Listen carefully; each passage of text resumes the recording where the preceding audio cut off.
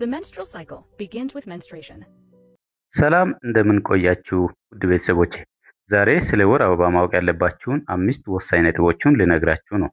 ስለሚጠቅማችሁ እስከ መጨረሻ እንድትከታተሉ ጋብዛለሁ። እኔ ዶክተር ጌታሁን እባላለሁ፣ የማህፀንና ጽንስ ህክምና ስፔሻሊስት ሐኪም። ለቻናሉ አዲስ ከሆናችሁ ሰብስክራይብ አድርጉ። ለብዙ ሰው መድረስ ስላለበት ሼር እያደረጋችሁ ያልገባችሁን ነገር ሐሳብ አስተያየታችሁን ኮሜንት ላይ እንድታሰፉ በአክብሮት እጠይቃለሁ። One thing about us is we have a menstrual cycle, and the craziest thing is we're not taught about it. So here I am today to tell you. የወር አበባ ወይም ሚኒስትሬሽን ተፈጥሯዊ የሆነና የሴቶች ስነ ተዋልዶ ጤና አካል ነው።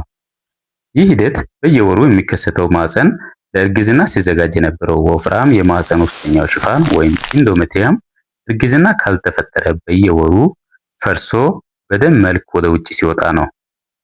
ስለ ወር አበባ ማወቅ ያለባችሁ 5 ዋና ዋና ነጥቦችን እነግራችኋለሁ። ተከታተሉ። አንደኛ፣ የወር አበባ ዑደት ወይም ሚኒስትራል ሳይክል ነው። የወር አበባ ዑደት የሚቆጠረው ከአንድ የወር አበባ የመጀመሪያ ቀን ጀምሮ እስከ ቀጣዩ የወር አበባ የመጀመሪያ ቀን ድረስ ያለውን ጊዜ ነው። መደበኛ ዑደት በአማካይ 28 ቀናት ይፈጃል። ነገር ግን ከ21 እስከ 35 ቀናት ሊለያይ ይችላል። የሚፈስበት ቀናት በአማካይ ከ3 እስከ 7 ቀናት ይቆያል። የመጀመሪያ ወር አበባ አብዛኛው ጊዜ በጉርምስና ወቅት ከ10 እስከ 13 ዓመት ባለው ዕድሜ ይጀምራል። ሁለተኛ ወሳኝ ነጥብ ሊመጣ ሲል የሚታዩ ምልክቶች ናቸው። ብዙ ሴቶች የወር አበባ ከመምጣቱ በፊት ወይም በሚመጣበት ጊዜ የሚከተሉት ምልክቶች ሊያዩ ይችላሉ። የሆድ ቁርጠት፣ በማህፀን መኮማተር ምክንያት የሚከሰት የስሜት መለዋወጥ ወይም ሙድ ስዊንግ፣ በሆርሞን ለውጥ ምክንያት የሚከሰት መነጫነጭ ወይም መከፋት፣ ፊት ላይ ብጉር መውጣት፣ የሆድ መንፋትና ድካምና ራስ ምታት ሊታዩ ይችላሉ።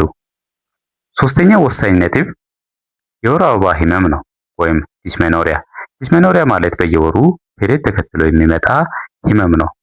ስለ ዲስሜኖሪያ ከዚህ በፊት የሰራሁት ቪዲዮ ስላለ እሱን መመልከት ትችላላችሁ። አራተኛው ወሳኝ ነጥብ ንጽህና አጠባበቅ ነው። በወር አበባ ወቅት ለጤናና ለምቾት ሲባል ማድረግ ያለባችሁ ንጽህና መጠበቂያዎችን መጠቀም፣ እነዚህንም በየጊዜው መቀየር ማለትም በየ4 ሰዓት እስከ 6 ሰዓት መቀየር ይመከራል። ስትታጠቡም የውጭውን የብልት አካል በንጹህ ውሃ ብቻ መታጠብ። አምስተኛ ወሳኝ ነጥብ ሐኪም ማማከር ስላለባችሁ ሁኔታዎች ነው። ከዚህ በመቀጠል የምነግራችሁ ሁኔታዎች ካሉ ሐኪም ማማከር ይኖርባቸዋል። እነዚህም 15 ዓመት ዕድሜ ላይ የመጀመሪያ ወር አበባ ካልመጣ፣ እንዲሁም 13 ዓመት ዕድሜ ላይ ጡት ካላደገና የመጀመሪያ ወር አበባ ካልመጣ፣ እርግዝና ሳይኖር የወር አበባ ከ90 ቀናት በላይ ከቀረ፣ በጣም ከፍተኛ የሆነ ደም መፍሰስ በየ1 እስከ 2 ሰዓት ሞደስ መቀየር ካስፈለገ፣ ከ7 ቀናት በላይ የሚቆይ ደም መፍሰስ ካጋጠመ፣ እንዲሁም ከፍተኛ የሆነና በህመም ማስታገሻ የማይሻሻል የሆድ ቁርጠት ካለ፣ በወር አበባ መሃል ደም መፍሰስ ካለ፣ እነዚህ ምልክቶች ካሉ ሐኪም ማማከር ይመከራል። ከነዚህ ውጭ ያሳሰባችሁና ያስጨናቃችሁ ነገር ካለ ኮሜንት ላይ አስቀምጡልኝ። እስከ መጨረሻው ስለተከታተላችሁ እጅግ አድርጌ አመሰግናለሁ። ገጹን ሰብስክራይብ ማድረግ፣ ሐሳብ አስተያየታችሁንም ኮሜንት ላይ ማስፈር እንዳትረሱ። ቀጣይ በሌላ ጠቃሚ መረጃ እስክንገናኝ በሰላም ቆዩልኝ። በድጋሜ አመሰግናለሁ።